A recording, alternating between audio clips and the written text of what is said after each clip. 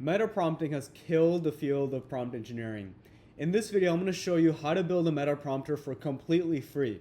And keep in mind, there's companies out there that are charging money to do this, right? And if you don't know what a meta prompter is, it is basically using an AI to build a prompt for another AI. At its core, what's really going on is we're using a base LLM model like GPT-4o or GPT Mini or Claude, whatever that is.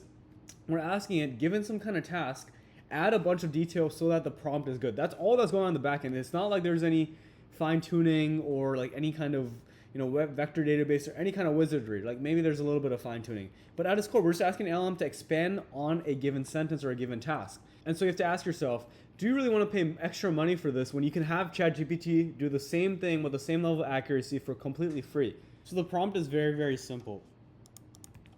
Your job is to build clear, detailed, and comprehensive prompts that will help the LLM execute the task at hand.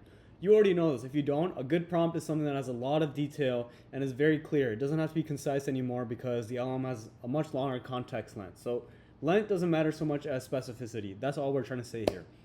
For portions of the prompt that require the user to enter information, use in bracket type of information. That is just so that there's cases where like we're building a prompt and it's like a general prompt that I can use for multiple industries, for example.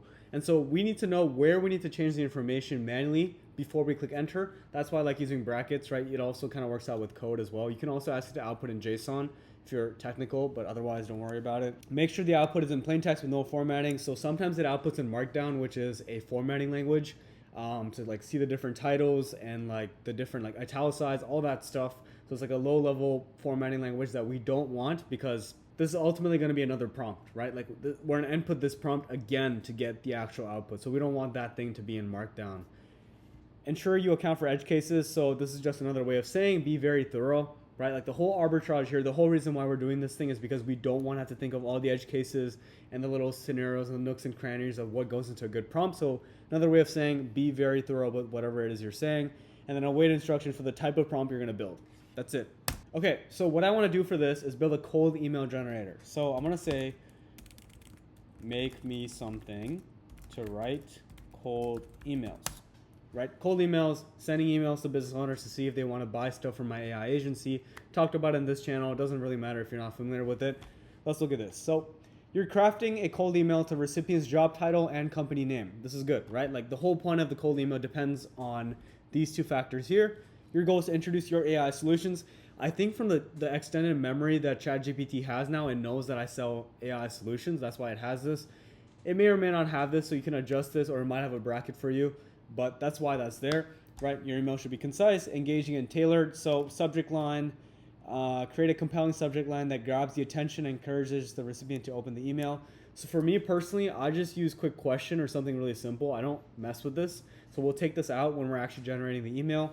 Opening line, start with a personalized greeting. That's perfect, right? Like when you see an email, when you see the actual, preview text, the first thing that you see is going to be like who the person is, like dear this or hi this. I'm writing to you for this reason. So we want to make it so that it's not a generic cold email, even though we are blasting cold emails with our cold email strategy. Clearly explain how your AI solution can address their specific challenges or pain points. That's the main thing about a cold email, right? It's not about the copy. It's about how much you're communicating that you can solve their problems, and that is a value proposition.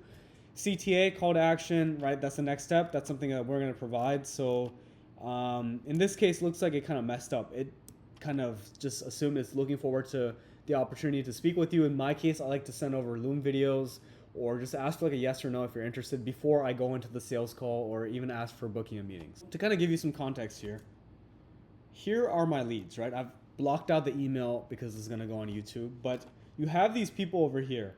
And what I ultimately want to do is for every single one of these leads, right? Like for Kevin over here, what I want to do is I want to give ChatGPT all the information it needs about his business. And so that could go as far as scraping his website, going to Colton RV, and seeing what exactly are they selling, how can we help them, like a very personalized approach, and figuring out what exactly is it that this person sells. Now ultimately I'm going to use ChatGPT for that and turn this into one line, but when I feed this back into this meta prompt here, I hope you can see how I'm able to write personalized emails at scale, right? Like that is the main arbitrage here using this meta prompt here. So hopefully you guys found these useful. The key takeaway here is a meta prompt generator just adds a ton of detail into what it is that you're trying to build a prompt for. You can pay someone to do it for you and test it out. You can pay a meta prompt generator, or you can do it for free the way I showed it to you. If you guys enjoyed, please like, subscribe, all that good stuff, and thank you guys so much for watching.